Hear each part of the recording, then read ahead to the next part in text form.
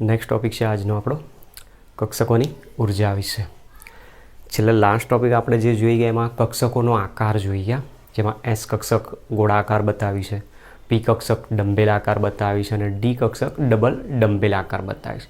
એમાં ડી કક્ષકોની અંદર આપણે 5 ડી કક્ષકો બતાવી, જેમાંની 5 ડી કક્ષકો 5 સમાન શક્તિ સપાટી ધરાવતી હોય તો એને આપણે સમશક્તિજ કક્ષકો અથવા તો ડી જનરેટ કક્ષકો કહીએ છીએ. જેમાંની એક કક્ષક એવી હતી કે જે ડી ઝેડ સ્ક્વેર તરીકે આપેલી હતી. બરાબર, ક્વેશ્ચન ત્યાંથી પૂછાય છે, તમારે યાદ રાખવાનો. એસ કક્ષક છે, એસ કક્ષકની અંદર નોડલ પ્લેનની સંખ્યા 0 છે. પી કક્ષક છે તો પી કક્ષકની અંદર નોડલ પ્લેન બે ડંબેલ આકાર જે છે એ બે લોબની વચ્ચેથી જ્યારે સમતલ પસાર થાય જ્યાં ઇલેક્ટ્રોન મળી આવવાની સંભાવના 0 છે, તો ત્યાં નોડલ પ્લેનની સંખ્યા 1 આપણને મળતી હોય છે. સામે એની જગ્યાએ જ્યારે ડી કક્ષક આવે તો ડી કક્ષકમાં ડબલ ડંબેલ આકાર આપેલો છે. અને ડબલ ડંબેલ આકાર હોવાના કારણે એમાં જ્યાં ડંબેલ આકાર વચ્ચે એકબીજાને મળે છે એની વચ્ચેથી સમતલ પસાર કરો તેવા બે સમતલો પસાર થતા હોય, અને એટલા માટે ડી કક્ષકમાં ડંબેલ આકાર ડબલ ડંબેલ આકાર હોવાથી ત્યાં આગળ બે આપણને નોડલ સપાટી મળી શકે છે. જેમાં ડી ઝેડ સ્ક્વેર એક કક્ષક એવી છે કે જ્યાં ડી ઝેડ સ્ક્વેર કક્ષકમાં નોડલ સપાટી મળતી નથી, નોડની સંખ્યા ત્યાં 0 આવે છે. આ ક્વેશ્ચન તમારે યાદ રાખવાનું. ચલો, હવે આપણે કક્ષકોના આકાર નક્કી કર્યા બાદ કક્ષકોમાં ઇલેક્ટ્રોનની ગોઠવણી બતાવવાની છે. તો ઇલેક્ટ્રોનની ગોઠવણી દ્વારા આપણે ઇલેક્ટ્રોન રચનાઓ બતાવવાની છે, ઇલેક્ટ્રોનિક કોન્ફિગ્યુરેશન દર્શાવવાનું છે.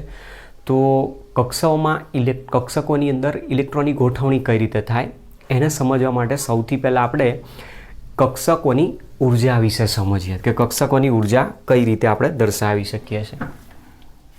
તો પહેલો પોઈન્ટ આપણે અહીંયા જોઈશું કક્ષકોની ઉર્જા વિશે. બરાબર, કક્ષકો આપણી પાસે જે અલગ અલગ પ્રકારની આપેલી છે એમાં કક્ષકો માટે અલગ અલગ પ્રકારના આપણે ક્વોન્ટમ આંક પણ દર્શાવેલા છે. હવે એની ઉર્જા લેવલ બનાવવું છે, એનર્જી લેવલ દર્શાવવું છે તો આપણે કઈ રીતે આપી શકીએ. તો આપણી પાસે જે કક્ષકો આપેલી છે એમાં અલગ અલગ પ્રકારના પરમાણુ આપેલા હોય. ક્યારેક ક્યારેક એવો પણ પ્રશ્ન પૂછે કે એક પણ ઇલેક્ટ્રોન ના હોય, મતલબ ઓર્બિટલ ખાલી હોય, કક્ષકો ખાલી હોય તો એની ઇલેક્ટ્રોન રચના સાચી શું આવી શકે. એક જ ઇલેક્ટ્રોન હોય ત્યારે ઇલેક્ટ્રોન રચના શું આવી શકે. પછી એની જગ્યાએ મલ્ટી ઇલેક્ટ્રોન આપેલા હોય, બહુ ઇલેક્ટ્રોન આપેલા હોય તો એની ઇલેક્ટ્રોન રચના શું આવી શકે. તો એને દર્શાવવા માટે આપણે અહીંયા એક ડાયોગ્રામ પહેલાં તો અહીંયા હું બતાવું છું. જે ડાયોગ્રામની અંદર આપણી પાસે સૌથી પહેલી છે અહીંયા કક્ષક 1s, ત્યાર પછી 2s, 3s, 4s, 5s, 6s, 7s અને 8s. બરાબર. હવે પી કક્ષકની શરૂઆત કયા ક્વોન્ટમ નંબરથી થાય છે? ક્વોન્ટમ નંબર 2થી. બરાબર. આપણે n = 1 લઈ લઈએ. n = 1 લેશો તો l ની વેલ્યુ 0, તો એ s કક્ષક બતાવે. પણ n = 2 લેશો તો l ની વેલ્યુ 0 પણ આવી શકે અને 1 પણ આવી શકે. તો 1 હોય તો ત્યાં 2p કક્ષક આપણને દર્શાવી શકેલી છે. તો અહીંયા આવશે 2p, ત્યાર પછી 3p, 4p, 5p, 6p અને અહીંયા 7p. એક એક કક્ષક અહીંયાથી છોડી દઈએ છે. ચલો, એ જ પ્રમાણે ડી કક્ષક. તો ડી કક્ષકની શરૂઆત ક્વોન્ટમ નંબર 3થી થાય. તો 3d, 4d, 5d અને 6d. ત્યાર પછી 4f કક્ષક લઈએ તો 4f અને 5f આપેલી છે આપણને. આવી રીતની આપણને અલગ અલગ પ્રકારની કક્ષકો વિશે સમજૂતી આપેલી છે. હવે આ જ ડાયોગ્રામને માની લો કે હું અહીંયા આ રીતે બનાવું છું, ઊભા દર્શાવી દઈએ. 1s, 2s, 3s, 4s, 5s, 6s, 7s, 8s. પછી અહીંયા આવશે 2p, 3p, 4p, 5p, 6p, 7p, 3d, 4d, 5d, 6d, 4f, 5f. બરાબર. આ રીતે બેમાંથી કોઈ પણ રીતે ડાયોગ્રામ આપણને જે યોગ્ય લાગે દર્શાવી શકે. હવે પહેલો પ્રશ્ન કે જો કક્ષકો ખાલી હોય, કક્ષક ખાલી હોય તો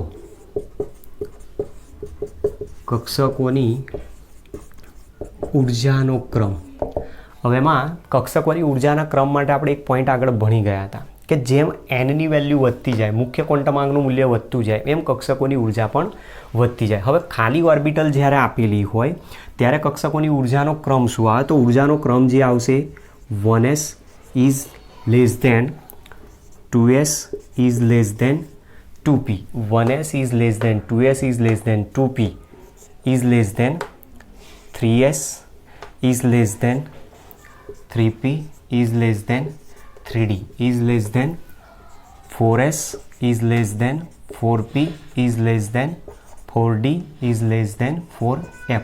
જે તમે અહીંયાથી પણ બતાવી શકો. 1s is less than 2s 2 less than 2p is less than 3s is less than 3p is less than 3d is less than 4s is less than 4p is less than 4d is less than 4f.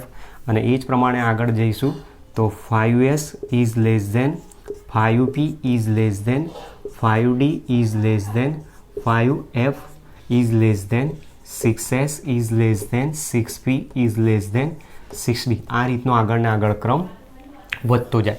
ક્યારે? કક્ષક ખાલી હોય તો. જેની અંદર જે આપણો કક્ષકો જ્યારે ઉર્જાનો ક્રમ દર્શા ત્યારે મોટાભાગે કોના ઉપર ડિપેન્ડેડ હોય? તો એનની વેલ્યુ ઉપર ડિપેન્ડેડ હોય. તો મુખ્ય ક્વોન્ટમાંક તમે જુઓ 1 2 3 4 5 6 7 આગળ એ રીતે જાય.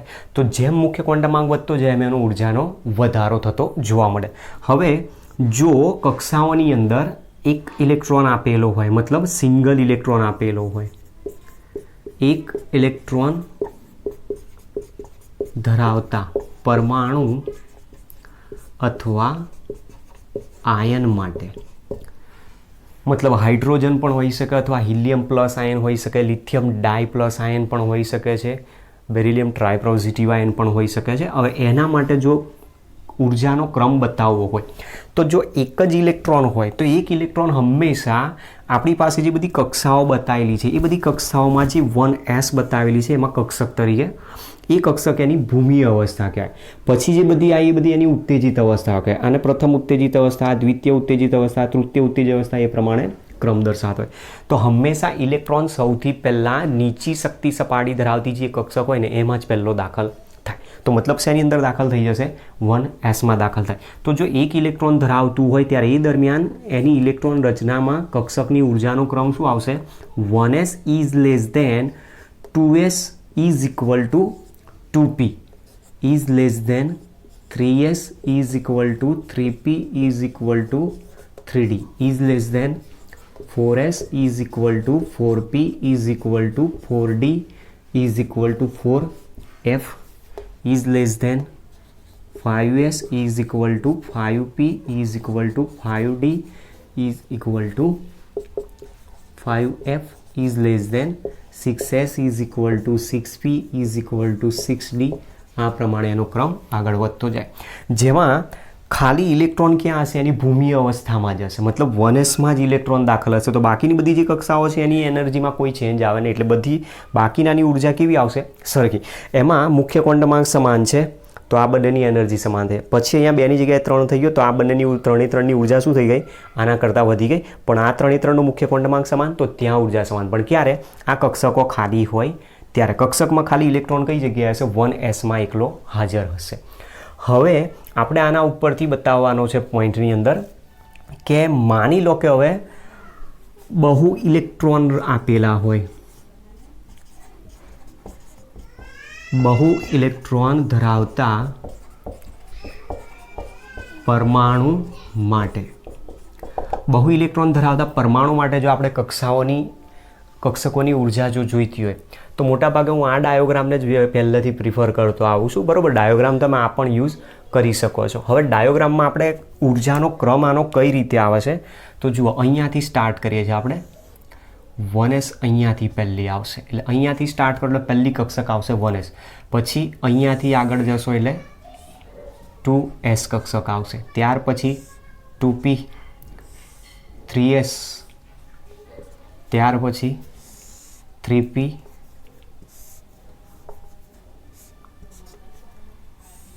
4s, ત્યાર પછી 3d, 4p, 5s, ત્યાર પછી 4D,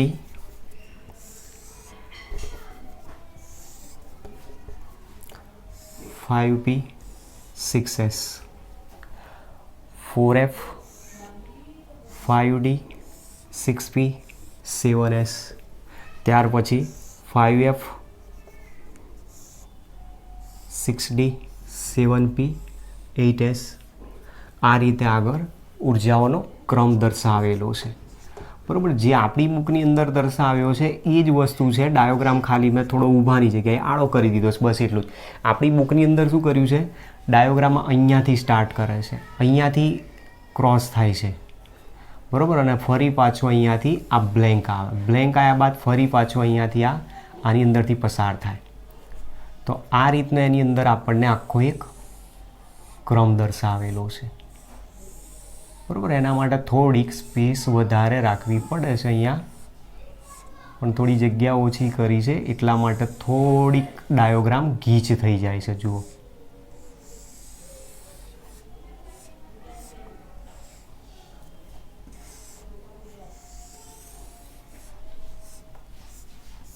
બરાબર. આ રીતનો આની અંદર આપણને ક્રમ જોવા મળતો હોય છે.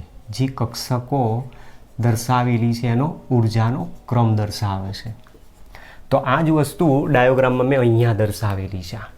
હવે એના આધારે જો કક્ષકોની ઉર્જાનો ક્રમ લખીએ, ક્યારે બહુ ઇલેક્ટ્રોન મતલબ એક કરતાં વધારે ઇલેક્ટ્રોન હોય ત્યારે, તો એ માટેનો ક્રમ શું આવશે, તો પહેલી 1s કક્ષક આવે, જે અહીંયાથી સ્ટાર્ટ થાય. 1s આવશે પહેલાં, પછી 1s પછી આવશે 2s, 2s પછી આવશે 2p, 3s, 3s પછી આવશે 3p, 4s, 3p, 4s પછી આવશે 3d, 4p, 5s. તો મતલબ ઇલેક્ટ્રોન રચના માટેનો કક્ષકોની ઉર્જાનો ક્રમ આવશે 1s is less than 2s, 2p, 3s, 3p, 4s, 3d, બરાબર. 1s, 2s, 2p, 3s, 3p, 4s, પછી 3d,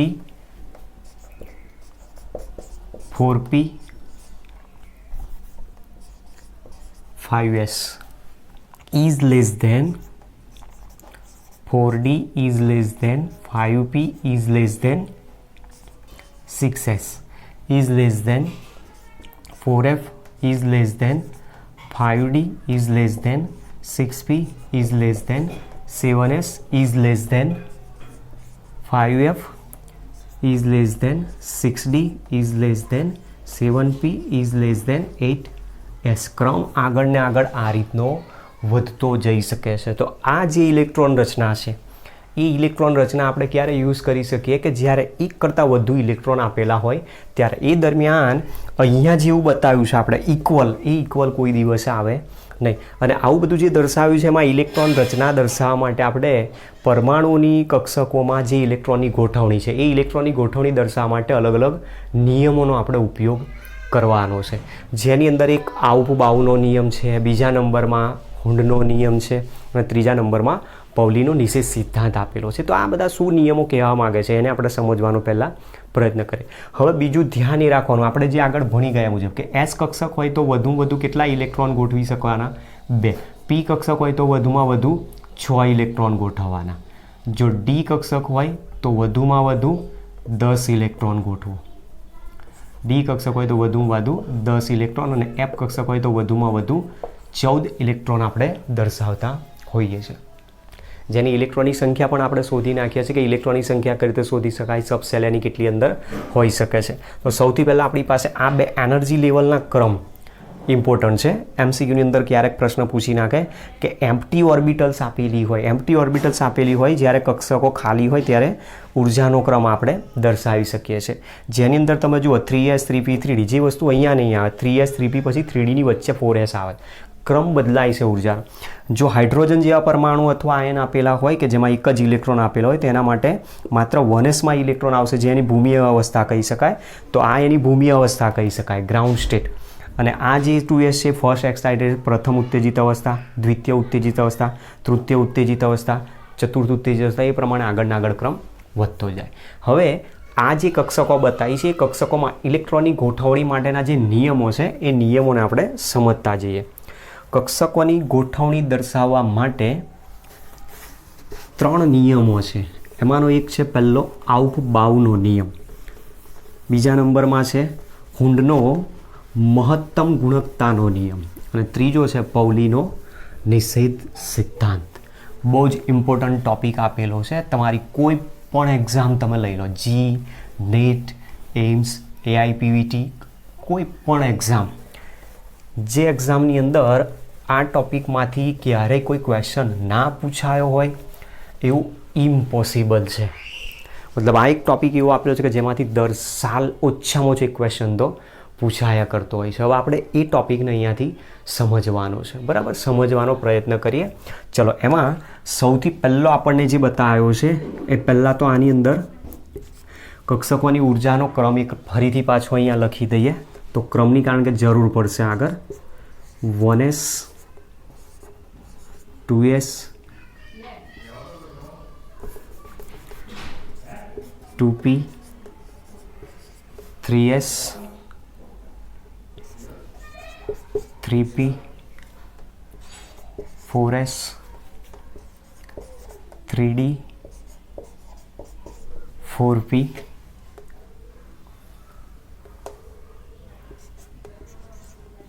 5s, પછી આવશે 4d 5p 6s 4f 5d 6p 7s 5f 6d 7p 8s. બરાબર? આ રીતનું આપણી પાસે જે એનર્જીનો લેવલ આવ્યું છે એ દર્શાવેલું છે. ચલો, હવે આના ઉપરથી સૌથી પહેલો આપણી પાસે કક્ષકોમાં ઇલેક્ટ્રોનની ગોઠવણી માટેના નિયમો જોઈએ. કક્ષકોમાં ઇલેક્ટ્રોનની ગોઠવણી માટેના નિયમો. એમાં સૌથી પહેલો જે નિયમ છે જેને આઉફ-બાઉનો નિયમ કહે છે. હવે એકચ્યુઅલી જે આઉફ-બાઉ શબ્દ વાપરેલો છે એ કોઈ સાયન્ટિસ્ટનું નામ નથી, એક લેટિન ગ્રીક વર્ડ આપેલો છે આપણને, જેનો મતલબ થાય છે ગોઠવણી અથવા રચના, જેના માટે શબ્દ ટુ બિલ્ડિંગ અપ, જેના માટે આપણે શબ્દ વાપરતા હોય. બાકી જે આ નિયમ આપેલો છે આઉફ-બાઉનો નિયમ, એ ઓલરેડી આપણને નીલ બોરે જ સમજાવી દીધેલો છે. આઉફ-બાઉનો જે નિયમ આપ્યો છે એની વાત કરેલી છે, બરાબર? હવે શબ્દ સમજો. આપણી પાસે જે ખાલી કક્ષકો માટેની ઇલેક્ટ્રોન રચના આવી હતી, અહીંયાથી પોઈન્ટને હું અહીંયા જ લખી દઉં છું. જો કક્ષકો, આને તમારે નોંધ તરીકે રાખજો, જો કક્ષકો ખાલી હોય, ખાલી અથવા તો જો કક્ષક એક ઇલેક્ટ્રોન ધરાવતી હોય તો કક્ષકોની ઉર્જા એનના આધારે નક્કી કરવી.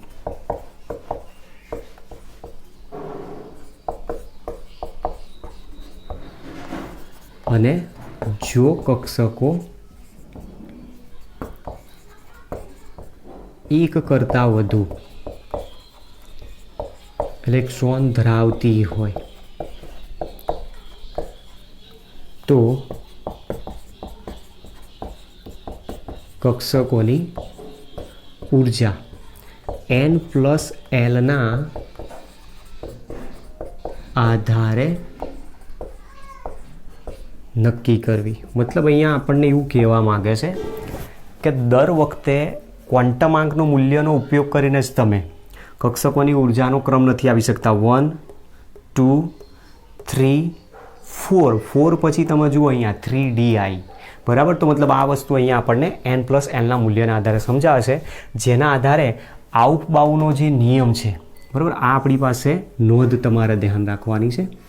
આઉફ-બાઉનો જે નિયમ છે તેને આ નિયમ n+L નિયમ તરીકે પણ ઓળખાય છે. તો પહેલાં પહેલો પોઈન્ટ આ છે કે આઉબાઉનો નિયમ શું છે? તો આઉબાઉનો મતલબ થાય છે ટુ બિલ્ડિંગ અપ, મતલબ કે ગોઠવણી કરવી અથવા રચના કરવી. અને એ જે દર્શાવ્યો છે એમાં એ નિયમને આપણે N+L નિયમ તરીકે પણ ઓળખે છે. તો હવે આઉબાઉનો જે નિયમ છે નીલ બોરે એ દરમિયાન શું સમજાવ્યું હતું કે કોઈ પણ પરમાણવીય કક્ષકમાં જ્યારે ઇલેક્ટ્રોન દાખલ થતો હોય ત્યારે હંમેશા ઇલેક્ટ્રોન સૌપ્રથમ નીચી શક્તિ સપાટી ધરાવતી અથવા ઓછી ઉર્જા ધરાવતી કક્ષકમાં જ દાખલ થાય. મતલબ કહેવા શું માગે છે? સપોઝ સમજવા પ્રયત્ન કરજો. દાખલા તરીકે આપણે જ ધારો કે કોઈક જગ્યાએ બહાર રહેવા ગયા, મકાનની જરૂર છે, સોસાયટીની અંદર અથવા આજુબાજુના એરિયામાં આપણે મકાનો જોયા, તો આપણી સૌથી પહેલો પ્રેફરન્સ શું હશે? ભાડું જ્યાં ઓછું હશે, સસ્તું મકાન હશે, ત્યાં આપણે પહેલાં જઈશું. સસ્તું મતલબ જ્યાં ઉર્જા ઓછી છે. તો હંમેશા ઇલેક્ટ્રોન સૌથી પહેલાં નીચી શક્તિ સપાટી ધરાવતી કક્ષકમાં જ દાખલ થાય. ત્યાર પછી એ કક્ષક ભરાઈ ગયા બાદ જ ઇલેક્ટ્રોન એનાથી ઊંચી શક્તિ ધરાવતી કક્ષકમાં જ દાખલ થાય, જેને આઉબાઉનો નિયમ કહે છે. તો આપણી પાસે જે અહીંયા આઉબાઉનો નિયમ આપ્યો છે એ મુજબ પરમાણવીય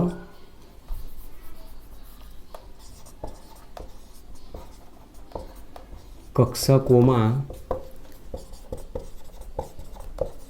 દાખલ થતો ઇલેક્ટ્રોન, પરમાણવીય કક્ષકોમાં દાખલ થતો ઇલેક્ટ્રોન સૌપ્રથમ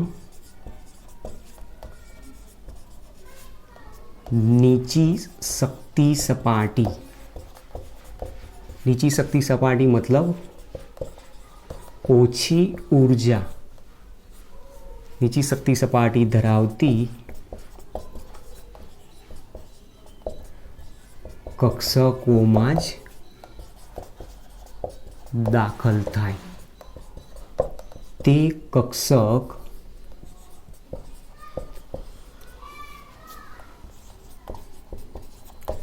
ભરાઈ ગયા બાદ જ તે કક્ષક ભરાઈ ગયા બાદ જ વધારાના ઇલેક્ટ્રોન ઊંચી શક્તિ સપાટી ધરાવતી, ઊંચી શક્તિ સપાટી ધરાવતી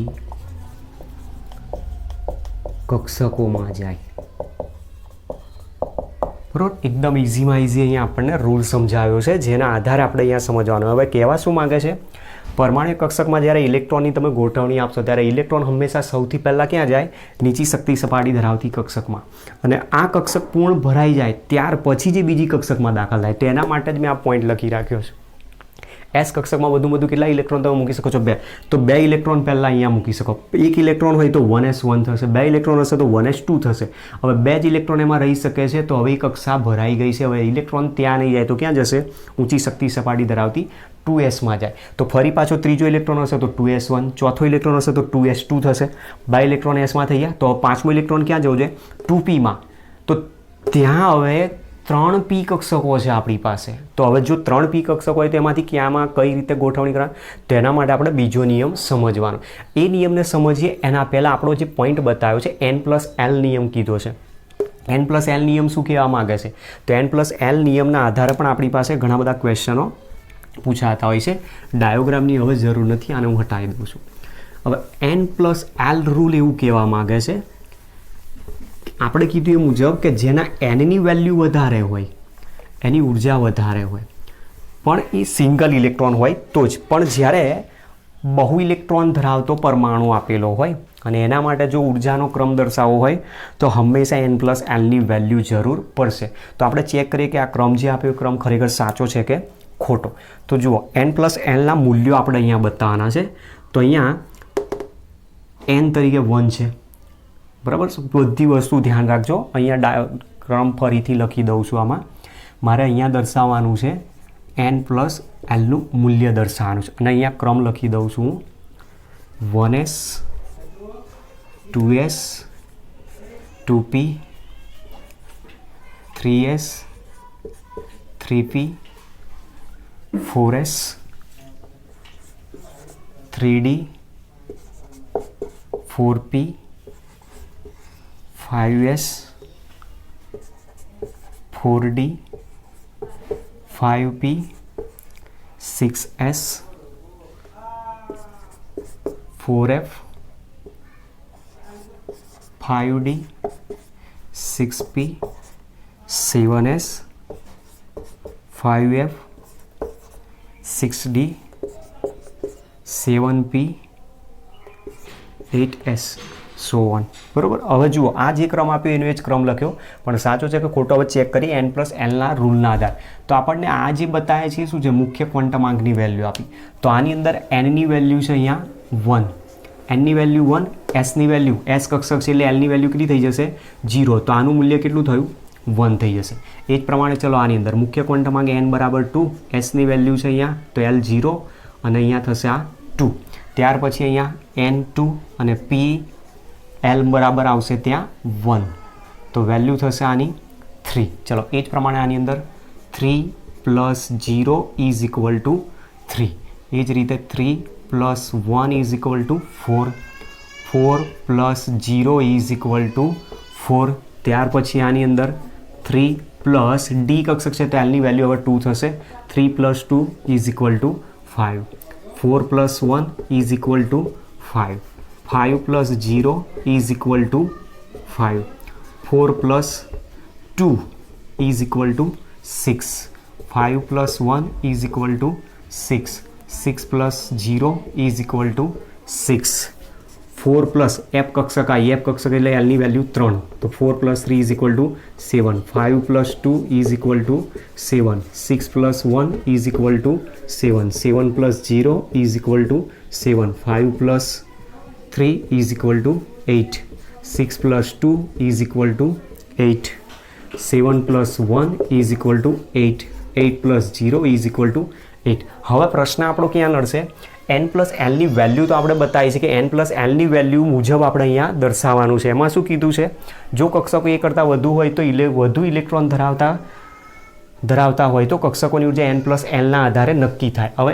એમાં શું કહેવા માગે છે, n+lના મૂલ્યના આધારે જેનું n+lનું મૂલ્ય વધારે, જેનું n+lનું મૂલ્ય વધારે તેની ઉર્જા વધુ છે એવું આપણે કહી શકીએ છીએ. હવે જો એના આધારે સમજવાનો પ્રયત્ન કરીએ તો આપણને જે ક્રમ આપ્યો એ ક્રમ તમે જુઓ ધ્યાનથી.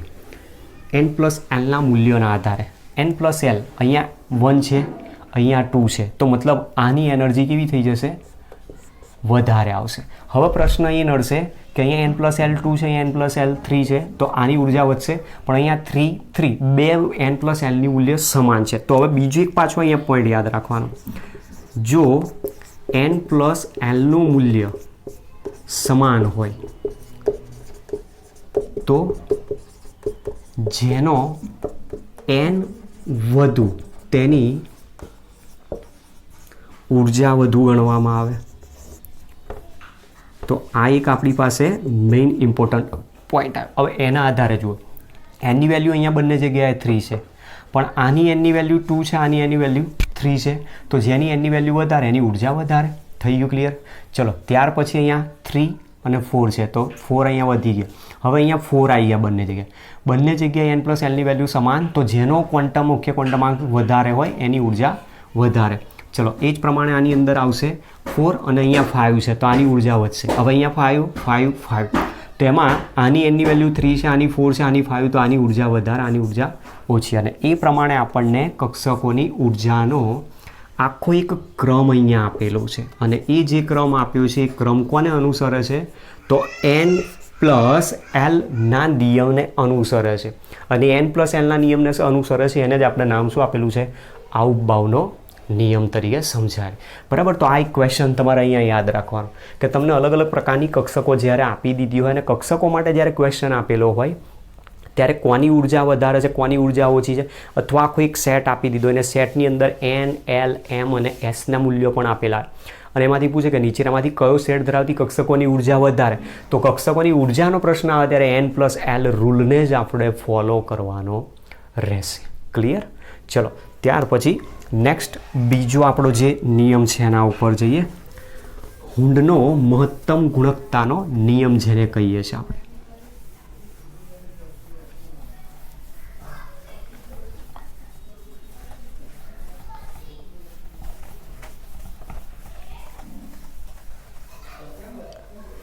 હુંડનો મહત્તમ ગુણકતાનો જે નિયમ છે એ કોના માટે વપરાય છે?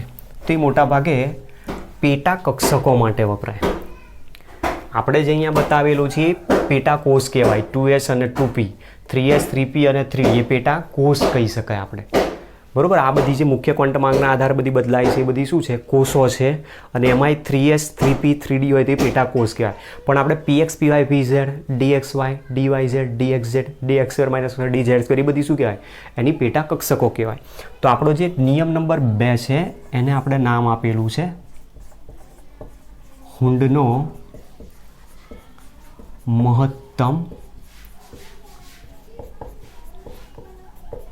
ગુણકતાનો નિયમ જેને કહીએ છીએ. હુંડનો મહત્તમ ગુણકતાનો નિયમ કોના માટે લાગુ પડે? તો આ નિયમ પેટા કક્ષકોમાં ઇલેક્ટ્રોનની ગોઠવણી માટે લાગુ પડે છે. હવે પેટા કક્ષકો એટલે કઈ? તો મેં તમને કહી દીધી કે પીની 3 પેટા કક્ષકો છે, ગૌણ કક્ષક જેને શબ્દ આવે. ડીની 5 ગૌણ કક્ષકો છે, પેટા કક્ષકો જેને કહેવાય. અને એફની કુલ 7 ગૌણ કક્ષકો છે. હવે એના માટે નિયમ શું કહે છે? તો નિયમ આપણે અહીંયા એક સમજવા જેવો છે. તો હુંડનો નિયમ એવું કહે છે કે જ્યારે પેટા કક્ષકોમાં ઇલેક્ટ્રોનની ગોઠવણી થતી હોય ત્યારે હંમેશા ઇલેક્ટ્રોન સૌથી પહેલાં સમાન શક્તિ સપાટી ધરાવતી જે કક્ષકો છે જેને આપણે ડીજનરેટ કક્ષકો કહીએ છીએ. px py pz ત્રણે ત્રણની ઉર્જા સમાન, ડીજનરેટ કક્ષક કહેવાય. dxy dyz dxz dz2 dx2 - y2 પાંચે પાંચની ઉર્જા સમાન, પાંચે પાંચ ડીજનરેટ કક્ષકો કહેવાય. આવી સમશક્તિ જ કક્ષકોમાં જ્યારે ઇલેક્ટ્રોન દાખલ થાય તો સૌથી પહેલાં ઇલેક્ટ્રોન સમાંતર સ્પિનથી ગોઠવાય.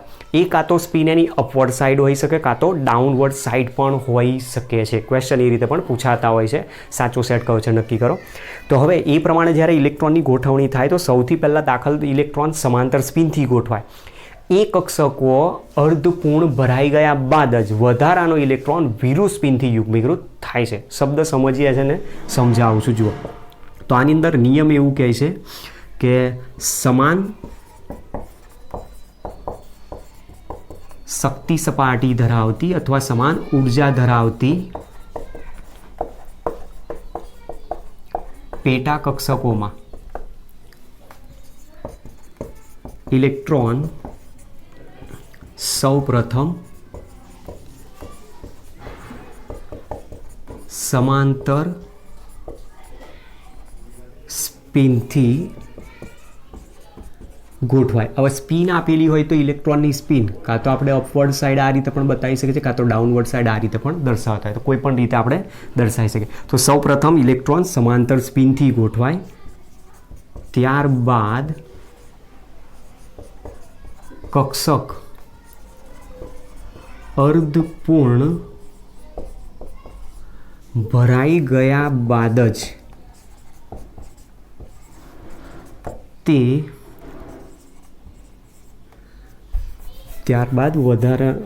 અર્ધપૂર્ણ ભરાઈ ગયા બાદ જ વધારાના ઇલેક્ટ્રોન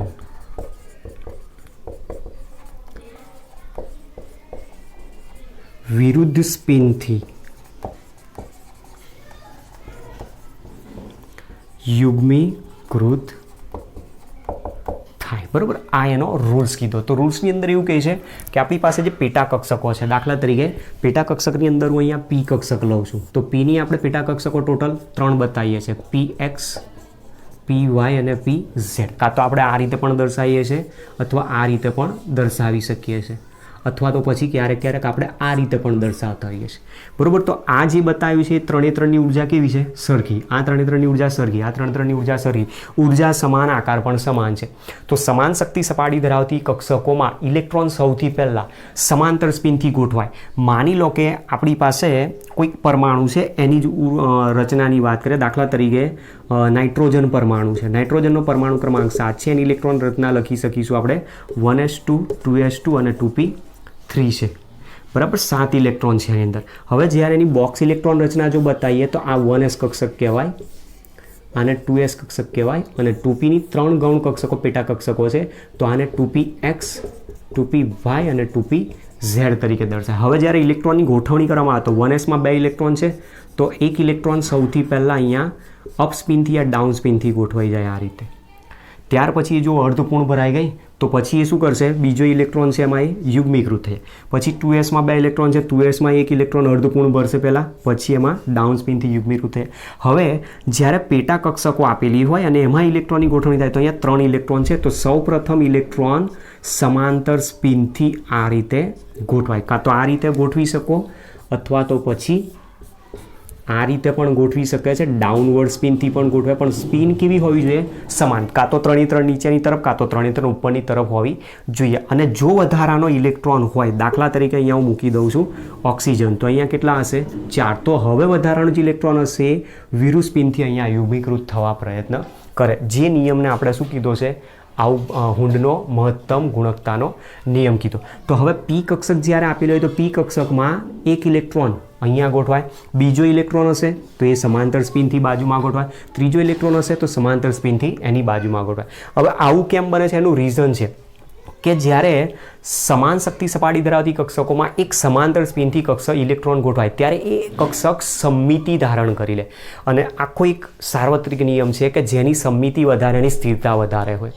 તો અહીંયા ઇલેક્ટ્રોન શું કરે છે, બધા સમાંતર સ્પિનથી ગોઠવાઈને એની સમમિતિ ધારણ કરવા પ્રયત્ન કરે છે અને કક્ષા અર્ધપૂર્ણ થયા બાદ એ સ્થાયી થતો હોય. હવે જો ચોથો ઇલેક્ટ્રોન હશે તો ચોથો ઇલેક્ટ્રોન અહીંયા વિરુદ્ધ સ્પિનથી pxમાં આવશે, પાંચમો ઇલેક્ટ્રોન વિરુદ્ધ સ્પિનથી અહીંયા pyમાં આવશે, છઠ્ઠો ઇલેક્ટ્રોન હશે તો વિરુદ્ધ સ્પિનથી pzમાં જઈ શકે અને કક્ષા અહીંયા આ રીતે પૂર્ણ કરી શકાય. તો પૂર્ણ કક્ષકની અંદર પણ તમે જો સ્પિન બધી એક સરખી થઈ, તો મતલબ આ પણ એક પ્રકારની સમમિતિ ધારણ કરી શકે છે. હવે જો માની લો કે આની જગ્યાએ ડી કક્ષક આપેલી હોય, ડી કક્ષક આપેલી હોય તો આપણે ડીની 5 ગૌણ કક્ષકો બતાવીએ છીએ, dxy, dyz, dxz, dz2, dx2 minus y2. તો 5 કક્ષકો ડી જનરેટ, 5ની ઉર્જા સમાન છે. તો હવે દાખલ થતો જો ઇલેક્ટ્રોન હશે તો D1 પ્રણાલી હશે તો એમાં પહેલો ઇલેક્ટ્રોન અહીંયા ગોઠવાય, જો બીજો ઇલેક્ટ્રોન હશે તો સમાંતર સ્પિનથી અહીંયા ગોઠવાય, ત્રીજો હશે સમાંતર સ્પિનથી અહીંયા જાય, ચોથો ઇલેક્ટ્રોન અહીંયા આવશે, પાંચમો ઇલેક્ટ્રોન અર્ધપૂર્ણ ભરાઈ ગઈ તો એ કક્ષા સમમિતિ ધરાવતી સ્થાયી થઈ. હવે છઠ્ઠો ઇલેક્ટ્રોન હશે તો વિરુદ્ધ સ્પિનથી ગોઠવાય, સાતમો ઇલેક્ટ્રોન વિરુદ્ધ સ્પિનથી ગોઠવાય, આઠમો ઇલેક્ટ્રોન વિરુદ્ધ સ્પિનથી, નવમો ઇલેક્ટ્રોન વિરુદ્ધ સ્પિનથી, 10મો ઇલેક્ટ્રોન હશે તો વિરુદ્ધ સ્પિનથી ગોઠવાય. કક્ષક પૂર્ણ થઈ ગયા બાદ હવે જો ઇલેક્ટ્રોન હશે તો એના પછીની બીજી કોઈ ઊંચી શક્તિ સપાટી ધરાવતી કક્ષકમાં દાખલ થઈ શકે છે. એ જ વસ્તુ તમે અહીંયા પણ લઈ શકો છો. એક ઇલેક્ટ્રોન હોય તો અહીંયા વિરુદ્ધ સ્પિનથી અહીંયા અપસ્પિનથી ગોઠવા, તો બીજો વિરુદ્ધ અપસ્પિનથી અહીંયા આવશે, ત્રીજો અપસ્પિનથી.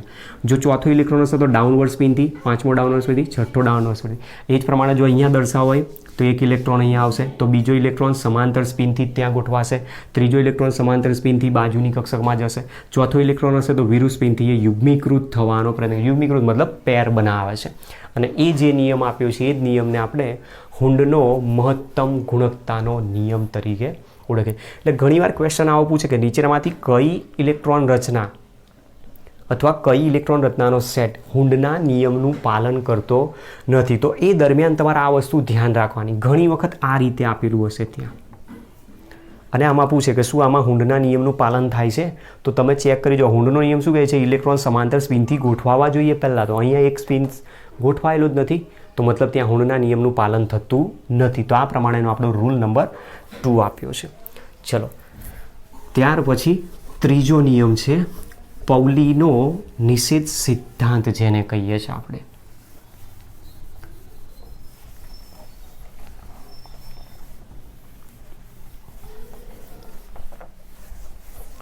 હવે પૌલીનો જે નિષેધ સિદ્ધાંત આપ્યો છે આના કરતાં કંઈક થોડુંક વધારે આપણને સમજાવે છે.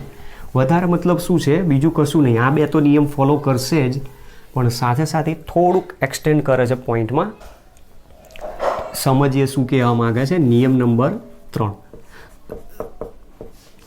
પૌલીનો નિષેધ સિદ્ધાંત.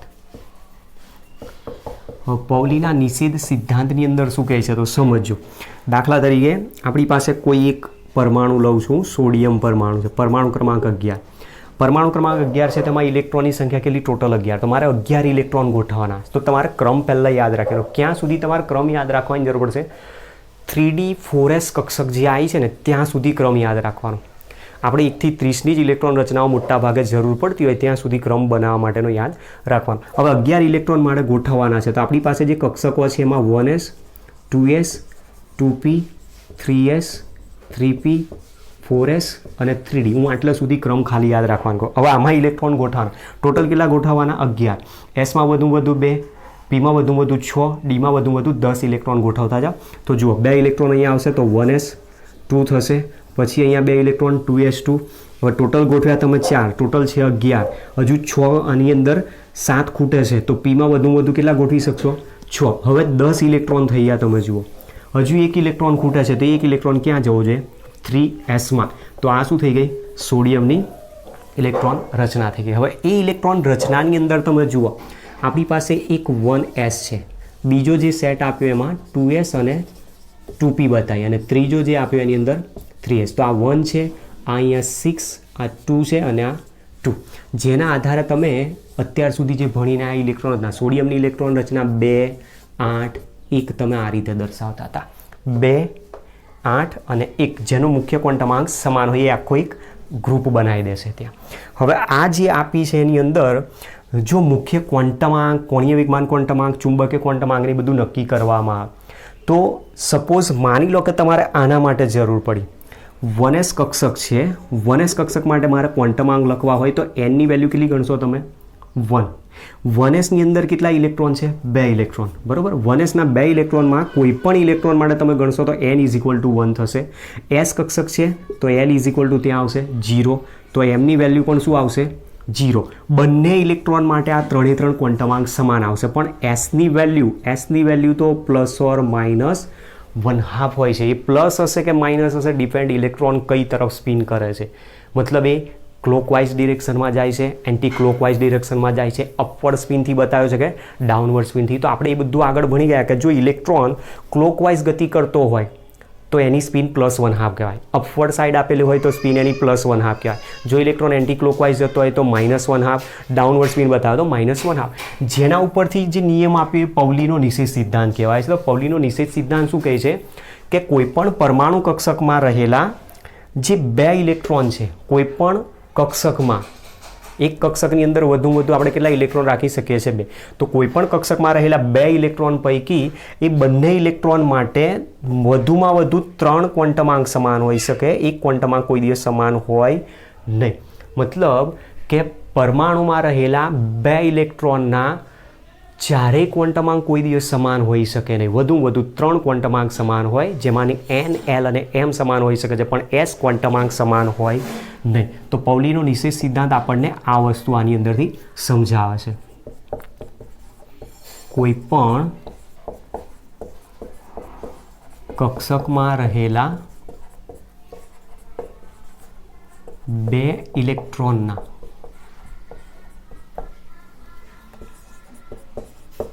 ચારેય ક્વોન્ટમાંક કદાપી સમાન હોઈ શકે નહીં, પરંતુ વધુમાં વધુ 3 ક્વોન્ટમાંક સમાન હોઈ શકે. જેમાં કયા ક્વોન્ટમાંક હોય તો n, l અને m હોઈ શકે. જ્યારે s ક્વોન્ટમાંક મતલબ કે સ્પિન ક્વોન્ટમ આંક સમાન હોઈ શકે નહીં. બરાબર. આ જે નિયમ આપ્યો એને પૌલીનો નિષેધ સિદ્ધાંત કહેવામાં આવે છે. મતલબ એની અંદર એવું કહે છે કે આપણી પાસે ધારી લો કે 3d2 છે ઇલેક્ટ્રોન રચના. હવે 3d2 ઇલેક્ટ્રોન રચના આપેલી હોય અથવા 3p2 ઇલેક્ટ્રોન રચના આપેલી હોય કે ગમે તે ઇલેક્ટ્રોન રચના, તો આની અંદર તમારી પાસે પીમાં 2 ઇલેક્ટ્રોન છે. 2 ઇલેક્ટ્રોન આપેલા હશે તો તમે આ રીતે એની ગોઠવણી દર્શાવી શકશો. બરાબર. હવે એના આધારે જો સમજવાનો આપણે પ્રયત્ન કરીએ તો કોઈ પણ જે કક્ષક આપી છે એ મુજબ કે અહીંયા જે કક્ષક આપી એની અંદર મુખ્ય ક્વોન્ટમાંક આ s કક્ષક માટેના, p કક્ષક માટેના તો મુખ્ય ક્વોન્ટમાંક લેશો તો n = 2 આવશે. કોણીય વેગમાન ક્વોન્ટમ આંક લેશો તો L ઇઝ ઇક્વલ ટુ 1 આવશે. સાથે સાથે તમે એની અંદર જો મેગ્નેટિક ક્વોન્ટમ નંબર લેશો તો 0 અને 1 આવી શકશે. પણ જે ઇલેક્ટ્રોન છે, ઇલેક્ટ્રોન અપ સ્પિન છે કે ડાઉન સ્પિન છે આપણને ખબર નથી. તો એ દરમિયાન S ક્વોન્ટમ આંક, S ક્વોન્ટમ આંક મતલબ કે સ્પિન ક્વોન્ટમ આંક જેને કહીએ છીએ આપણે, સમાન હોઈ શકે નહીં. તો 4 ક્વોન્ટમ આંક કોઈ દિવસ સમાન ના હોય, વધુ 3 સમાન હોય, ચોથો હંમેશા ક્યારેય પોસિબલ નથી. એની વેલ્યુ -1/2 પણ ક્યારેક આપી દેશે તો ક્યારેક +1/2 પણ હોઈ શકે છે. જે ડિપેન્ડ છે એના ઉપર એની ક્લોકવાઇઝ ડિરેક્શન છે કે એન્ટી ક્લોકવાઇઝ ડિરેક્શન છે, એની સ્પિન અપવર્ડ સાઇડ છે કે ડાઉનવર્ડ સાઇડ છે. તો આવા 3 જે નિયમ આપેલા છે, 3 નિયમોનો ઉપયોગ કરીને જ આપણે હંમેશા પરમાણુની અંદર પરમાણુમાં રહેલા જે ઇલેક્ટ્રોન છે, ઇલેક્ટ્રોનની ગોઠવણી પરમાણુય કક્ષકમાં કરીને એની ઇલેક્ટ્રોન રચનાઓ આપણે દર્શાવતા હોઈએ છીએ. હવે એ ઇલેક્ટ્રોન રચનાઓ કઈ રીતે બને છે એને પણ આપણે જોઈએ. એમાં અત્યારે આપણે 1 થી 20ની ઇલેક્ટ્રોન રચના જોઈશું. ત્યાર પછી 21 થી 30ની જે ઇલેક્ટ્રોન રચના આવશે એને આપણે એક પોઈન્ટ હજુ બાકી રાખ્યો છે. પોઈન્ટને પૂરો કર્યા પછી એને સમજવાનો પ્રયત્ન. તો જોઈએ આની અંદર 1 થી 20ની ઇલેક્ટ્રોન રચના કઈ રીતે આવી શકે છે. હવે એ પોઈન્ટ ઉપર જઈએ એના પહેલાં અહીંયા એક સામાન્ય ક્વેશ્ચન પણ તમને સમજાવી દઉં, જે ક્વેશ્ચન પણ ક્યારેક આપણને કામ લાગી શકે એવો છે. ક્વેશ્ચન શું કહેવા માગે છે જોઈએ.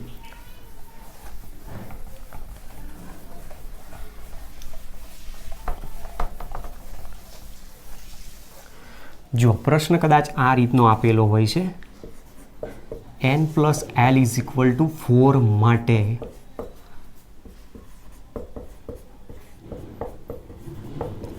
પેટાકોષ અને કુલ ઇલેક્ટ્રોનની સંખ્યા જણાવો. શબ્દ ધ્યાન રાખજો, પેટાકોષની વાત કરી છે, પેટા કક્ષકની નથી કીધી. કક્ષક કે તો પાછો પ્રશ્ન આખો બદલાઈ જશે. હવે આને કઈ રીતે ગણવાનું, કઈ રીતે શોધાય તો એ પણ જુઓ. આપણી પાસે n + L = શું કહે છે 4 કહે છે. તો nની વેલ્યુ વધુ કેટલે સુધી કહે છે 4 સુધી. તો આપણે પહેલો 4 લઈ લો, પછી ઘટતા જાઓ જ્યાં સુધી જતી હોય ત્યાં સુધી, 3, 2 અને 1, કારણ કે nની વેલ્યુ 1 ગ્રેટર ઓર ઇક્વલ 1 છે આપેલી આપણને. ચલો Lની વેલ્યુ આપણી પાસે શરૂ ક્યાંથી થઈ શકે તો 0 પણ હોઈ શકે છે, 1 પણ હોઈ શકે છે, 2 પણ હોઈ શકે છે, 3 પણ હોઈ શકે છે. હવે આના આધારે જો સમજવાનો પ્રયત્ન કરીએ, બરાબર, જો એના આધારે સમજવાનો પ્રયત્ન કરીએ તો આમાં n + Lની વેલ્યુ જે બતાવી મુજબ nની વેલ્યુ 4 છે અને Lની વેલ્યુ 0 છે, તો કઈ કક્ષક બતાવશે આ 4S કક્ષક આવશે. ત્યાર પછી આ n = 3, L = 1 છે તો 3P કક્ષક આવશે. n = 2, L = 2 છે તો અહીંયા 2D કક્ષક બતાવશે.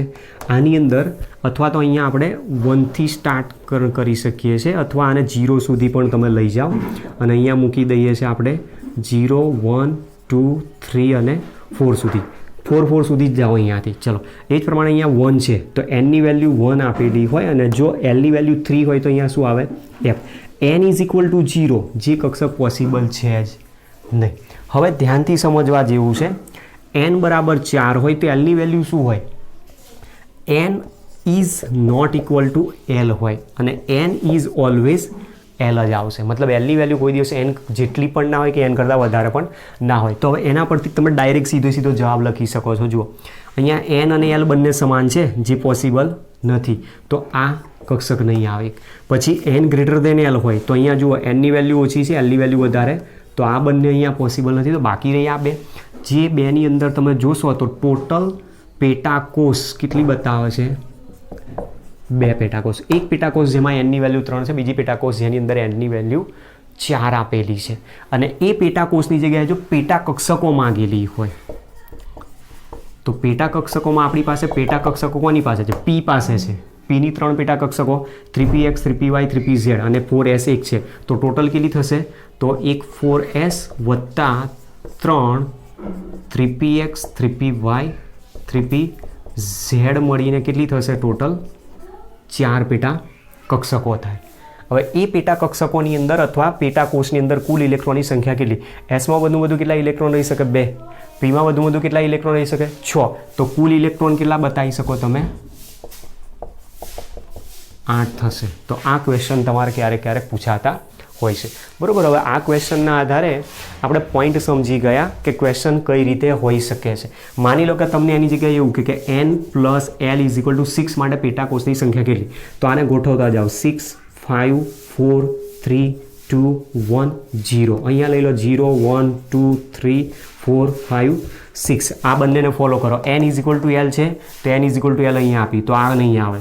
n > l છે તો n > l હોય તો પણ, અરે સોરી, n > l હોય તો એ પોસિબલ છે, તો અહીંયા છે જુઓ. અને n કરતાં જો lની વેલ્યુ મોટી હોય તો એ કોઈ દિવસ પોસિબલ નથી, તો આ 3 કેન્સલ કરી નાખો. તો અહીંયા કઈ કક્ષક આવશે? 6s. આમાં આવશે 5p અને આની અંદર આવશે 4d કક્ષક આવશે. તો પેટાકોષો કેટલી થઈ ટોટલ? 3 પેટાકોષ. પેટા કક્ષકો માગે તો d ની 5, p ની 3, 8, 8 ને 1 9. તો પેટા કક્ષક માંગી હોય તો 9, અને 9 કક્ષકો છે ટોટલ. તો એક કક્ષકમાં 2 ઇલેક્ટ્રોન રહી શકે, તો વધુ કેટલા ઇલેક્ટ્રોન રહી શકે? 9 દુના 18 ઇલેક્ટ્રોન રહી શકે છે. આપણે આના આધારે જોયું હતું કે પેટા કોષની સંખ્યા 2l + 1 મુજબ આપણને મળી શકે છે. એ nની વેલ્યુના આધારે આપણે દર્શાવીએ છીએ, અને મહત્તમ ઇલેક્ટ્રોનની સંખ્યા આપણે 2 × 2l + 1ના આધારે પણ સમજાયેલી છે. ચલો હવે નેક્સ્ટ આપણો જે પોઈન્ટ છે એને સમજીએ. ઇલેક્ટ્રોન રચનાઓ આપણે બનાવી છે, તો ઇલેક્ટ્રોન રચનાઓ કઈ રીતે લખી શકીએ છીએ એના માટે આપણો જે એનર્જી લેવલનો ક્રમ છે એ એનર્જી લેવલના ક્રમને પણ આપણે ધ્યાન રાખવો પડશે.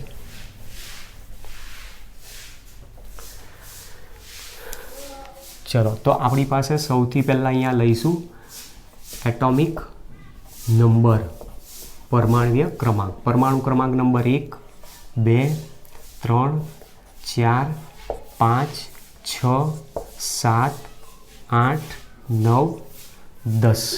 બરાબર. જો કોઈને યાદ હોય તો ચેનલ ઉપર સૌથી પહેલાં 2 વિડીયો જે મૂકેલા હતા એ પહેલાં 2 વિડીયોની અંદર જ આ ઓલરેડી પોઈન્ટ આપણે ભણાવી દીધેલો છે. ચલો હવે એ વખતે તો નિયમ આપણને પૂરા ખબર નહોતા, હવે તો નિયમ પણ અહીંયા પરમાણુ ક્રમાંક આપી દીધો. હવે અહીંયા લઈશું આપણે તત્વ કયું છે અથવા પરમાણુ કયો છે. પરમાણુ ક્રમાંક 1 hydrogen, helium, lithium, beryllium, boron, carbon, nitrogen, oxygen, fluorine અને નિયોન. ચલો હવે ઇલેક્ટ્રોન રચના બનાવવાની છે. જેટલો પરમાણુ ક્રમાંક એટલા જ એમાં પ્રોટોન એટલા જ ઇલેક્ટ્રોન હોય. તો એક ઇલેક્ટ્રોન ગોઠવવાનો, તો ઇલેક્ટ્રોન હંમેશા સૌથી પહેલાં ક્યાં દાખલ થાય? એની ભૂમિ અવસ્થામાં. ભૂમિ અવસ્થા કઈ કહેવાય? 1s ભૂમિ અવસ્થા. બાકીની બધી એની એક્સાઇટેડ સ્ટેટ કહેવાય. First excited, second excited, third excited state એ પ્રમાણે ગણવામાં. તો દાખલ થતો ઇલેક્ટ્રોન સૌથી પહેલાં નીચી શક્તિ સપાટી ધરાવતી કક્ષકમાં દાખલ થાય એટલે હાઇડ્રોજનની ઇલેક્ટ્રોન રચના શું થઈ જાય? 1s1 થઈ જાય. માની લો કે H- આયનની ઇલેક્ટ્રોન રચના કે શું કરો? H- એટલે કેટલા ઇલેક્ટ્રોન થયા? 2. તો અહીંયા કેટલા મૂકી દેવાના? 2 ઇલેક્ટ્રોન મૂકી દેવાના. H+ આયનની ઇલેક્ટ્રોન રચના કે શું લખશો? H+ કે તો ઇલેક્ટ્રોન દૂર કરી દો, 1s0 મૂકી દેવાનું. ચલો ત્યાર પછી હિલિયમ. હિલિયમમાં 2 ઇલેક્ટ્રોન ગોઠવવાના, તો ઇલેક્ટ્રોન એસમાં વધુ કેટલા રહી શકે? 2. તો 1sમાં 2 ઇલેક્ટ્રોન મૂકી દો. ચલો તો આ હિલિયમની આપણને ઇલેક્ટ્રોન. લિથિયમ છે, લિથિયમનો પરમાણુ ક્રમાંક 3 ઇલેક્ટ્રોન છે, તો 3 ઇલેક્ટ્રોન ગોઠવવાના. સૌથી પહેલાં 2 ઇલેક્ટ્રોન 1sમાં દાખલ થયા. એસમાં 2 જ ઇલેક્ટ્રોન રહી શકે. 2 દાખલ થઈ ગયા પછી 1 ઇલેક્ટ્રોન બાકી. તો હવે બીજો ઇલેક્ટ્રોન ક્યાં જશે? ઊંચી શક્તિ સપાટી ધરાવતી 2s કક્ષકમાં. તો ઇલેક્ટ્રોન રચના થઈ જશે આની 1s2 2s1. અથવા આની જો કોર ઇલેક્ટ્રોન રચના લઈએ તો આ કોર ઇલેક્ટ્રોન રચના કોની બતાવી? 1s2 હિલિયમની છે. હિલિયમ પોતે કેવો છે? નિષ્ક્રિય તત્વ છે. તો એ સ્થાયી ઇલેક્ટ્રોન રચના એની ઓલરેડી છે. તો આની જગ્યાએ હું અહીંયા લખી શકું હિલિયમ કોર 2s1 દર્શાવ.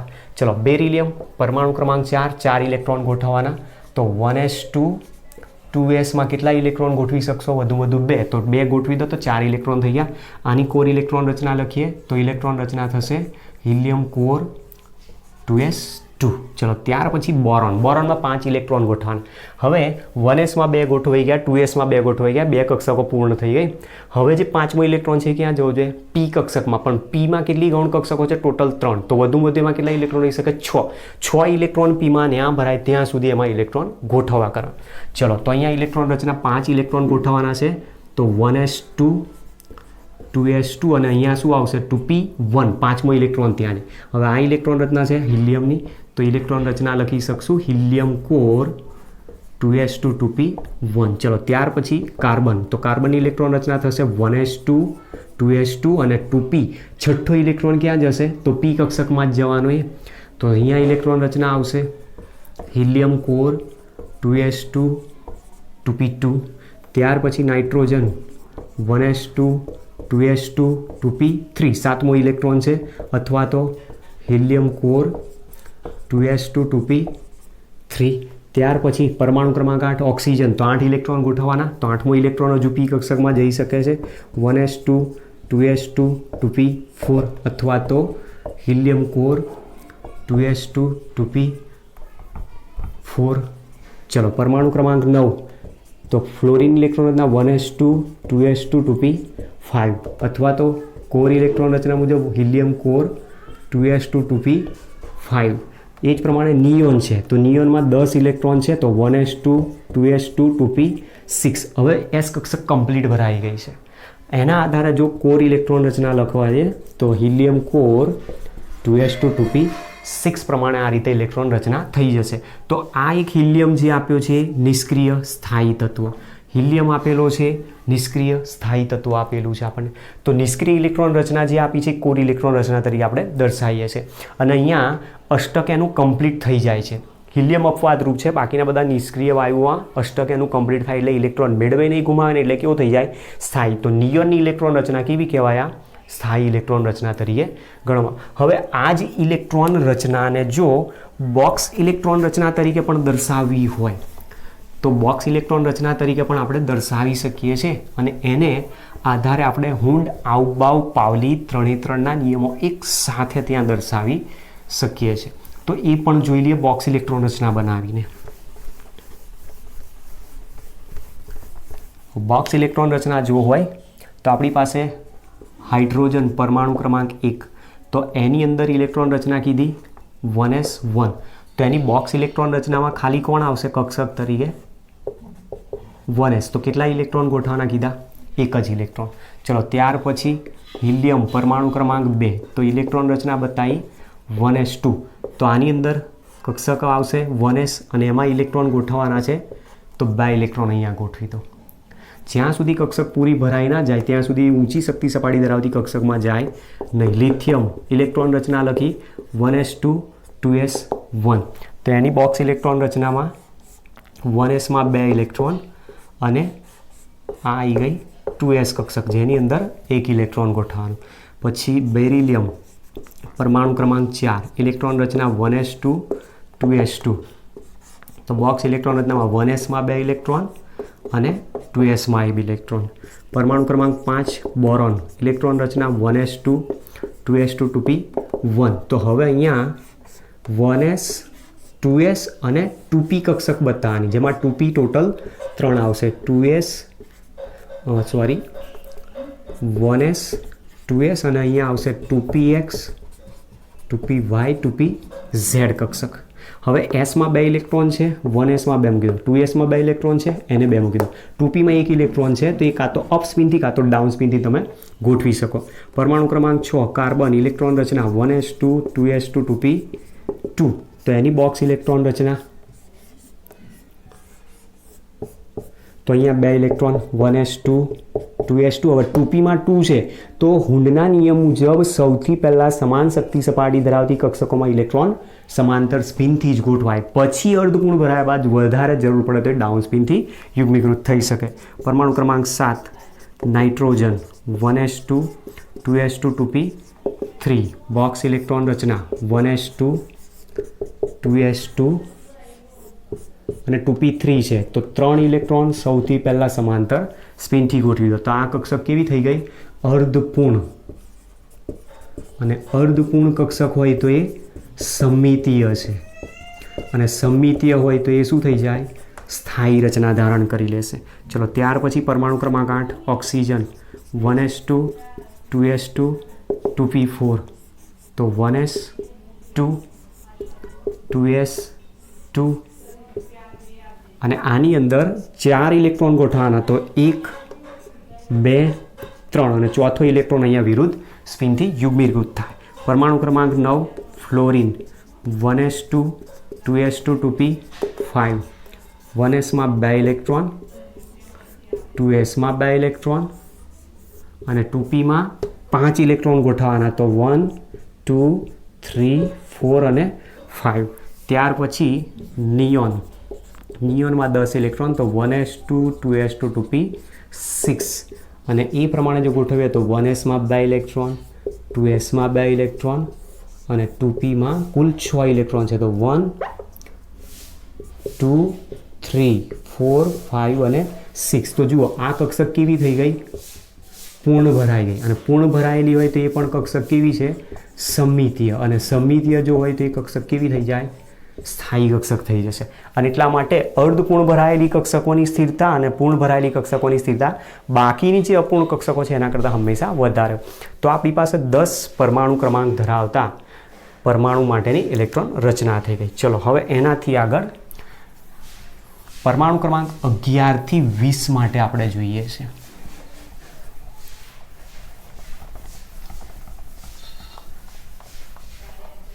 તો અહીંયા નિયોનની એક ઇલેક્ટ્રોન રચના ખાલી લખી રાખું છું. પરમાણુ ક્રમાંક આપણી પાસે જે 10 હતો, તત્વ હતું નિયોન, અને એની ઇલેક્ટ્રોન રચના લખી હતી 1s2 2s2 2p6, અથવા એની જગ્યાએ આપણે આની ઇલેક્ટ્રોન રચના હિલિયમ કોરના આધારે પણ લખીએ છીએ. હિલિયમ કોર 2s2 2p6 છે. ચલો હવે પરમાણુ ક્રમાંક 11 12 13 14 15 16 17 18 19 અને 20. પરમાણુ ક્રમાંક 11 એટલે સોડિયમ, તો 11 ઇલેક્ટ્રોન ગોઠવવાના. 1s2 2s2 2p6. 10 તો ઓલરેડી કક્ષકો ભરાઈ ગઈ છે. હવે જે 11મો ઇલેક્ટ્રોન છે એ કઈ કક્ષકમાં જવો જોઈએ? એનાથી ઊંચી શક્તિ સપાટી ધરાવતી 3s કક્ષકમાં જશે. તો જુઓ અહીંયા આ કોર ઇલેક્ટ્રોન રચના આવી ગઈ. હવે એ કોર ઇલેક્ટ્રોન રચના કોની ગણી? નિયોનની. તો પર ઇલેક્ટ્રોન રચના આવશે સોડિયમની નિયોન કોર 3s1 દર્શાવશે. ચલો પરમાણુ ક્રમાંક 12 મેગ્નેશિયમ. ઇલેક્ટ્રોન રચના 1s2 2s2 2p6 3s2 સુધી તમે એમાં જઈ શકો છો. તો આની ઇલેક્ટ્રોન રચના પણ થશે નિયોન કોર 3s2. પરમાણુ ક્રમાંક 13 એલ્યુમિનિયમ. ઇલેક્ટ્રોન રચના 1s2 2s2 2p6 3s2. 12 ગોઠવાઈ ગયા. હવે જે 13મો ઇલેક્ટ્રોન છે એ કઈ કક્ષકમાં જશે? તો p કક્ષકમાં. તો p કક્ષક કઈ આવશે? 3p કક્ષક આવશે. તો આગળની કક્ષકના લીધે જો ગોઠવવાનો પ્રયત્ન કરે તો neon core 3s2 3p1 electron રચના બતાવ. પરમાણુ ક્રમાંક 14 silicon. 1s2 2s2 2p6 3s2 3p2. p કક્ષક જ્યાં સુધી પૂરી ના થાય 6 ઇલેક્ટ્રોન ત્યાં સુધી ગોઠવતા જાઓ. તો આની ઇલેક્ટ્રોન રચના મળશે નિયોન કોર 3s2 3p2. પરમાણુ ક્રમાંક 15 phosphorus. 1s2 2s2 2p6 3s2 3p3, અથવા તો નિયોન કોર 3s2 3p3. પરમાણુ ક્રમાંક 16 sulphur. 1s2 2s2 2p6 3s2 3p4. Electron રચના નિયોન કોર 3s2 3p4. પરમાણુ ક્રમાંક 17 ક્લોરીન. ઇલેક્ટ્રોન રચના 1s2 2s2 2p6 3s2 3p5. Core electron રચના મુજબ નિયોન કોર 3s2 3p5. પરમાણુ ક્રમાંક 18 આર્ગોન. ઇલેક્ટ્રોન રચના 1s2 2s2 2p6 3s2 3p6. p કક્ષક હવે અહીંયા કમ્પ્લીટ ભરાઈ ગઈ છે. તો આની ઇલેક્ટ્રોન રચના થશે નિયોન કોર 3s2 3p6. હવે માની લો કે 19 છે પોટેશિયમ. તો ઇલેક્ટ્રોન રચના થશે 1s2 2s2 2p6 3s2 3p6 તો ઓલરેડી છે. હવે જે ઇલેક્ટ્રોન જશે એ ક્યાં જશે?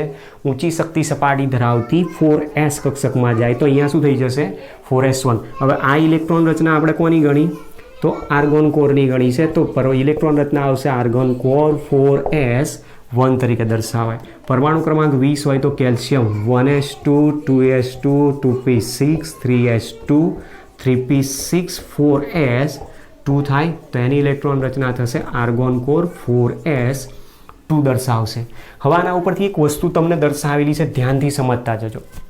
આ બધાની બાહ્ય કક્ષાઓ અહીંયા લખેલી છે. જે આઉટર ઓર્બિટલ જેને કહી શકાય. આઉટર ઓર્બિટલ એટલે જેનો મુખ્ય ક્વોન્ટમાંક વધારે છે. જુઓ આ મુખ્ય ક્વોન્ટમાંક અહીંયા વધારે છે. એ શું કહેવાય? એની બાહ્ય કક્ષા સંયોજકતા કોષ જેને કહી શકાય છે. જે બધી મેં રાઉન્ડ કરેલી છે એ બરાબર. અહીંયા જે રાઉન્ડ કરીએ એ તમને કોર ઇલેક્ટ્રોન રચના ઉપરથી ડાયરેક્ટ જ મળી જાય. જે શું બતાવે છે? એની વેલેન્સી બતાવે છે, વેલેન્સ ઇલેક્ટ્રોન બતાવે છે. સોડિયમના વેલેન્સ ઇલેક્ટ્રોન કેટલા? 1. સોડિયમ એક ઇલેક્ટ્રોન ગુમાવે તો એની પ્લસ આયન બનાવે. મેગ્નેશિયમના વેલેન્સ ઇલેક્ટ્રોન કેટલા? 2. 2 ઇલેક્ટ્રોન ગુમાવે તો એની પ્લસ આયન બનાવે, Mg+2 બનાવે. એલ્યુમિનિયમના વેલેન્સ ઇલેક્ટ્રોન 3. 3 ઇલેક્ટ્રોન ગુમાવે તો Al+3 આયન બનાવે. એ જ પ્રમાણે સિલિકોન છે. સિલિકોન ±4 દર્શાવી શકાય. ફોસ્ફરસની બાહ્ય કક્ષામાં 5 ઇલેક્ટ્રોન છે. હંમેશા કોઈપણ પરમાણુ સ્થિરતા ધારણ કરવા માટે પોતાનું અષ્ટક પૂર્ણ કરવા કાં તો ઇલેક્ટ્રોન ગુમાવતો હોય કાં તો ઇલેક્ટ્રોન મેળવતો હોય. તો આને અષ્ટક પૂર્ણ કરવા 3 ઇલેક્ટ્રોનની જરૂર પડે. તો 3 ઇલેક્ટ્રોન મેળવે તો P-3 બનાવે. પછી અહીંયા આપેલો છે સલ્ફર. સલ્ફરના બાહ્ય કક્ષામાં 6 ઇલેક્ટ્રોન, 2 ઇલેક્ટ્રોન ખૂટ્યા તો S-2 બનાવશે, 2 ઇલેક્ટ્રોન મેળવ્યા. પછી ક્લોરીન છે. ક્લોરીનની બાહ્ય કક્ષામાં 7 ઇલેક્ટ્રોન, અષ્ટક પૂર્ણ કરવા 1 ઇલેક્ટ્રોન મેળવશે તો એ Cl- બનાવશે. પછી આર્ગોન આપ્યો. આર્ગોનનું અષ્ટક કમ્પ્લીટ થઈ ગયું, ઇલેક્ટ્રોન મેળવે નહીં, ગુમાવે એટલા માટે નિષ્ક્રિય છે. પોટેશિયમ છે. પોટેશિયમની બાહ્ય કક્ષામાં 1 જ ઇલેક્ટ્રોન, તો 1 ઇલેક્ટ્રોન એ ગુમાવી દેશે. 1, 2 કે 3 હોય તો ઇલેક્ટ્રોન ગુમાવે, 5, 6 કે 7 હોય તો ઇલેક્ટ્રોન મેળવે. તો 1 ઇલેક્ટ્રોન ગુમાવીને K+ આયન બનાવે. કેલ્શિયમ છે. 2 ઇલેક્ટ્રોન છે, 2 ઇલેક્ટ્રોન ગુમાવીને Ca+2 આયન તરીકે દર્શાવી શકે છે. તો આ વસ્તુ જે તમે જોઈએ હોન્ડ, આઉબાઉ અને પાઉલીના નિયમના આધારે જ આપણને અહીંયાથી કક્ષકોની અંદર ઇલેક્ટ્રોનની ગોઠવણીનો ક્રમ બતાવેલો છે. હવે આ જે પોઈન્ટ આવે એમાં 1 થી 20ની ઇલેક્ટ્રોન રચના તો આપણને ફાઈ જાય એવી છે. હવે નેક્સ્ટ જે આપણે જોઈશું એની અંદર 21 થી 30ની ઇલેક્ટ્રોન રચના કઈ રીતે બને એના માટે આપણે જે એક ટોપિક બાકી રાખ્યો છે વચ્ચે, સ્ક્રીનિંગ ઇફેક્ટ કોને કહી શકાય, સાથે સાથે અહીંયા અસરકારક કેન્દ્રીય વીજભાર, ઇફેક્ટિવ ન્યુક્લિયર ચાર્જનો પણ ટોપિક આપેલો છે.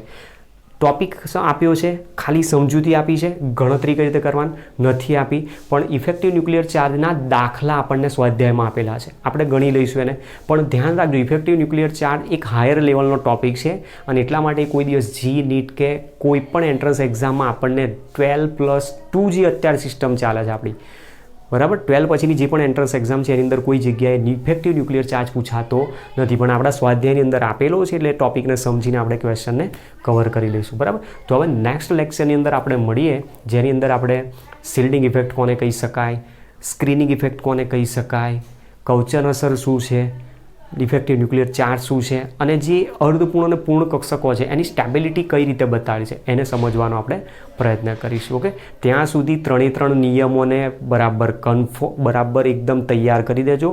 N+L રૂલને કમ્પ્લીટ તૈયાર રાખજો અને 3D કક્ષક સુધીનો જે ક્રમ છે 4S અને 3D સુધીનો એ ક્રમ તમને કમ્પ્લીટ આવડવો જોઈએ. 1S, 2S, 2P, 3S, 3P, 4S અને 3D ત્યાં સુધીના ક્રમની આપણે જરૂર છે અને એને તૈયારી રાખજો. ત્યાર પછીના નેક્સ્ટ લેક્ચરમાં આપણે ઇલેક્ટ્રોન રચનાઓ બનાવીશું. Okay, thanks to all.